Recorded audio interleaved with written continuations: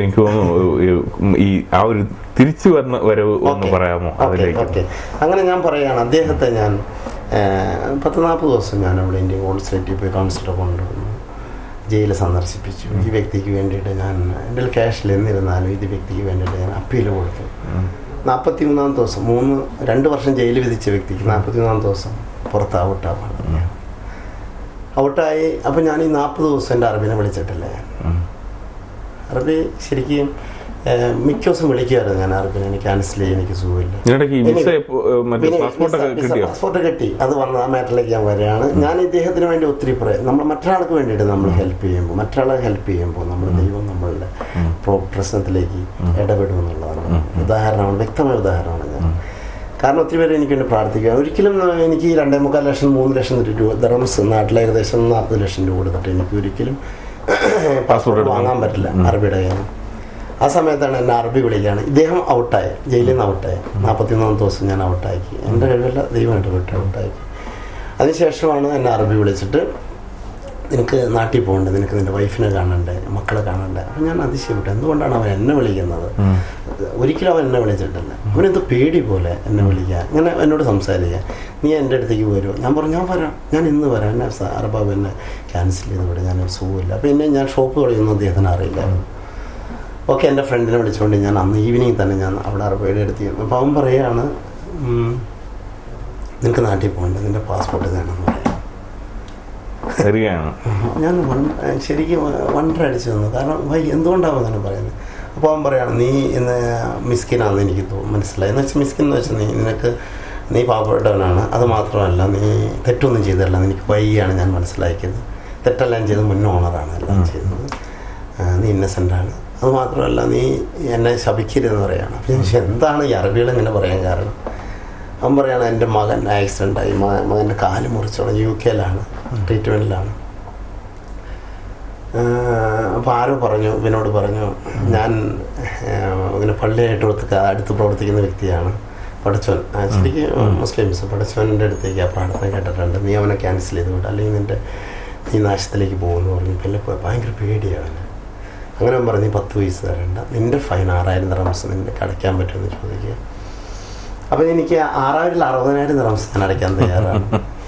Really എന്ന് ഞാൻ പറഞ്ഞു. അപ്പോൾ എൻ്റെ ഫ്രണ്ട് പറഞ്ഞു, അതൊക്കെ ഞങ്ങൾ കളക്ട് ചെയ്യാൻ എവിടെ നിന്നെങ്കിലും അവൻ്റെ കയ്യിൽ ക്യാഷ് ഇല്ലാന്ന് പറഞ്ഞു. ഓക്കെ, നാളെ മോർണിംഗിൽ വരാൻ പറഞ്ഞു. ഞാൻ മോർണിംഗിൽ ക്യാഷായിട്ട് ചെന്നു. അദ്ദേഹം നേരെ ലേബറിലേക്ക് സ്ട്രേറ്റ്, അദ്ദേഹം വരേണ്ട ആവശ്യമില്ല, പിയറിനെ വിട്ടു, അദ്ദേഹം തന്നെ വരാണ്. എന്നിട്ട് എന്നോട് പറഞ്ഞു, നിനക്ക് ഡ്രൈവിംഗ് ലൈസൻസ് ഉണ്ടല്ലോ, നിനക്ക് പരിശ്രമശാലിയാണ്, നീ എനിക്കറിയാം, നീ വായോ, എൻ്റെ മകൻ നടത്തിക്കൊണ്ടിരുന്ന കൺസ്ട്രക്ഷൻ കമ്പനി നീ നടത്തിക്കോ, നിനക്കൊരു 5000 ദിർഹം സാലറി തരാം, നിനക്ക് വേണ്ട എല്ലാ ഹെൽപ്പും ഞാൻ ചെയ്തു തരാം, ബാനൊന്നും ഉണ്ടാവില്ല. ഭയങ്കര ഹെൽപ്പ് അതിൻ്റെ അദ്ദേഹം ക്യാൻസൽ ചെയ്ത് വിട്ടു. ഞാൻ എൻ്റെ വൈഫും കൂടി നാട്ടിൽ ചെന്നു. ഞങ്ങൾ വൈഫ് 5 വർഷം ലീവ് കിട്ടി, തിരിച്ചു വന്നു. പിന്നെ ഞാൻ എൻ്റെ സ്ഥാപനം LLC ആക്കി. ഞാൻ വിസിറ്റിങ്ങിൽ തിരിച്ചു വന്നു. ഉടനെ 1 മന്തിനുള്ളിൽ LLC ആക്കി. പിന്നെ അങ്ങോട്ട് ദൈവം എനിക്ക് തന്ന വളർച്ച എന്ന് പറഞ്ഞ അതിശയമാണ്, ദൈവത്തിൻ്റെ അത്ഭുതം തന്നെ. ഇന്ന് 2 ഷോപ്പുകളുടെ ഉദ്ഘാടനം വരെ എത്തി നിൽക്കുന്നു. എനിക്ക് അവിടെ ഞാൻ പറഞ്ഞില്ലേ, ഞാൻ പ്രതീക്ഷിച്ച എൻ്റെ 10 ഇരട്ടി ബിസിനസ് എനിക്ക് ദൈവം തന്നു. എൻ്റെ വൈഫ്, ഞങ്ങൾ ഒത്തിരി ഹാർഡ് വർക്ക് ചെയ്യായിരുന്നു. എല്ലാവരും 11 മണിക്ക് കട അടച്ച് പോകുമ്പോൾ ഞങ്ങൾ 12 മണി 1 മണി വരെ നിൽക്കും. കാരണം ആ സൂക്കിലെ സെൻറ്ററിലാണ് നമ്മുടെ ഷോപ്പ്. അപ്പോൾ കുട്ടികളെയും കൊണ്ടുവരാൻ പറ്റി ഞങ്ങൾക്ക്. അങ്ങനെ ഒരു വില്ലേക്ക് എടുത്തു, സന്തോഷമായിട്ട് ജീവിച്ചു പോകുന്നു. 12 ഞാൻ പറഞ്ഞില്ല, 2 മണിയാവും ഞങ്ങൾ വീട്ടിൽ ചെല്ലുമ്പോൾ. അതിനുശേഷം ഭക്ഷണം ഉണ്ടാക്കി കഴിക്കുന്നത്. വീണ്ടും 6 മണിക്ക് എനിക്ക് എത്ര മണിക്കൂർ ഉറങ്ങാൻ പറ്റും? 6 മണിക്ക് കുട്ടികൾ ക്ലാസ്സിൽ വിടണം, ഭക്ഷണമൊക്കെ തയ്യാറാക്കി. അത് കഴിഞ്ഞ് ഉച്ചയ്ക്കാണ് ഒരു 1 അവർ ഉറങ്ങാൻ പറ്റുന്നത്. അങ്ങനെ ഹാർഡ് വർക്ക് ചെയ്തിട്ട് ഞാനും എൻ്റെ വൈഫ് ഹാർഡ് വർക്ക് ചെയ്തിട്ട് ഒത്തിരി ബിസിനസ് ഒത്തിരി വർദ്ധിപ്പിച്ചു. അങ്ങനെ എനിക്ക് നല്ലൊരു ഷോപ്പ് ഓപ്പൺ ചെയ്യുന്ന ആഗ്രഹം ഉണ്ടായിരുന്നു. അങ്ങനെയാണ് കറാനിൽ ഈ ഷോപ്പ്. അപ്പോൾ ഒരു വെറൈറ്റി മോഡലിൽ ഞാൻ പല ഷോപ്പുകളും ചെന്ന് കണ്ടു UAE-യിൽ. ഒരു വെറൈറ്റി മോഡലിൽ ഷോപ്പ് ഓപ്പൺ ചെയ്യണം. ഞാൻ അങ്ങനത്തെ ഒരാളാണ്. പേരിലായാലും അങ്ങനെ ഒരു വ്യത്യസ്തനായിരിക്കണമെന്നൊരു അങ്ങനെ താല്പര്യമുള്ള ആളാണ്. അങ്ങനെ ഇവിടെ വന്ന് ഞാൻ തന്നെ ഡിസൈൻ ചെയ്തു ഒരു യൂറോപ്യൻ മോഡലിൽ ഒരു ഷോപ്പ് ഓപ്പൺ ചെയ്യണമെന്ന് തോന്നി. കാരണം എല്ലാവർക്കും കൗണ്ടറൊക്കെ ആയിട്ടാണ് ഇവിടുത്തെ ഷോപ്പുകൾ. എന്താ പറയുക, എല്ലാവർക്കും ഏത് മോഡലായാലും, ഇപ്പോൾ ഒരു റൈബാൻ അല്ലെങ്കിൽ പോലീസ് വെറൈറ്റി സൺഗ്ലാസുകളുണ്ടല്ലോ, ബ്രാൻഡ് ഉണ്ടല്ലോ. അപ്പോൾ ഇപ്പോൾ ഒരു റാക്കിൽ ചെന്ന് നമ്മളൊരു സ്പേസ് നോക്കി കഴിഞ്ഞിട്ടുണ്ടെങ്കിൽ അത് റൈബാൻ്റെ എല്ലാ കളക്ഷനും ഉണ്ടാവണം, അത് പോലീസിൻ്റെ എല്ലാ കളക്ഷനും ഉണ്ടാവണം. അതിൻ്റെ സ്റ്റോക്ക് അതിൻ്റെ താഴെ തന്നെ വേണം. അതേപോലെ ഞാൻ ഇപ്പോൾ ഒരു ടൈറ്റാനിക് മോഡൽ നിങ്ങൾ കണ്ടു കാണുമല്ലോ, ഇവിടെ സെൻട്രൽ കണ്ടില്ല, ടൈറ്റാനിക് മോഡലാണ്. അപ്പോൾ കംപ്ലീറ്റ് ഗ്ലാസ് ആണ് അത്, അതിന് പുറത്ത് കംപ്ലീറ്റ് ഫ്രെയിംസ്. കാരണം ഫ്രെയിംസിന്റെ ലെഗും, കാരണം ഡിസൈനൊക്കെ സൈഡിലാണ് വരുന്നത്.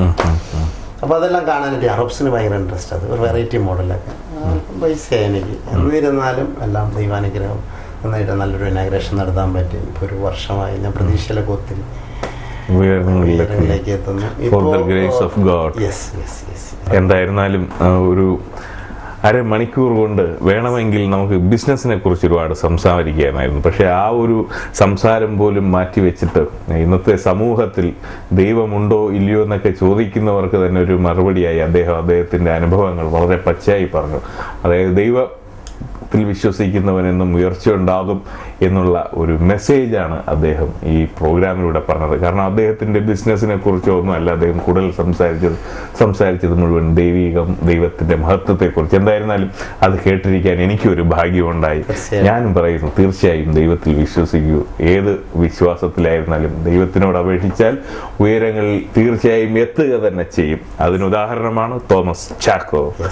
എന്തായിരുന്നാലും ഇനിയും മുന്നോട്ടുള്ള വഴികൾ ഈശ്വരാനുഗ്രഹം കൊണ്ട് ഇനിയും ഒരുപാട് ഉയരങ്ങളിലെത്തട്ടെ എന്ന് ആശംസിക്കുന്നു. നന്ദി, നമസ്കാരം.